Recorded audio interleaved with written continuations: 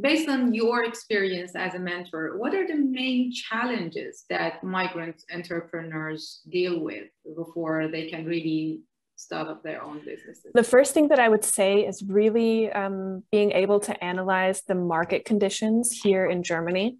So one example is I know quite a lot of Syrian entrepreneurs who are extremely successful in their hometowns and businesses that they set up where they used to live in Syria. Unfortunately, the ideas that they had in Syria might not always translate to the market, to the setting that you have in Germany, because the prices are different.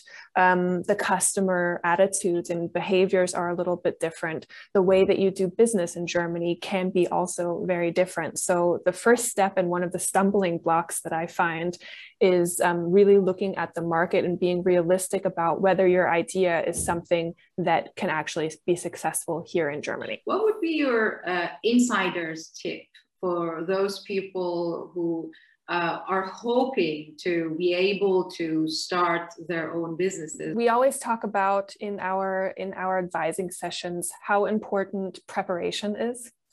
And I think there's a fine line between preparation and becoming a rock in terms of innovation. Yeah. So what do I mean by preparation as an insider tip? I mean, checking your bases. I mean, doing your homework. I mean, speaking with the people with the necessary information, like a tax consultant, like the experts at the IHK or the Handwerkskammer. Speak to your customers. Just do your homework before you jump into something, because unfortunately, Germany is I guess it's a setting that's a little bit less friendly to new businesses. Let's put it that way. That's the honest truth. There's a lot of bureaucracy for startups that makes starting extremely difficult.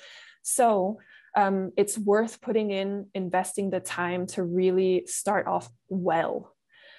So that means, of course, that you might have to delay your start a little bit. And I know that's tough for people that have been waiting for the past 5 or 6 years, maybe, to jump into the labor market. But it's worth it in the end to avoid big mistakes, to avoid big expensive mistakes, because you didn't know something beforehand that you could have avoided.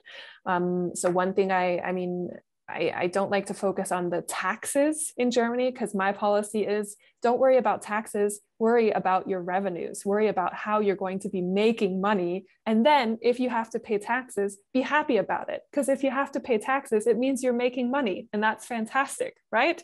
So that's essentially an entrepreneur should first be thinking about how to make value out of the idea and how to really get in touch with the customers. Yeah, that's very, very important. On the other side, you can't forget the formal things. You can't forget the bureaucratic side, because that at the end can really be a stumbling block after you've made that wonderful money, after you've really reached out and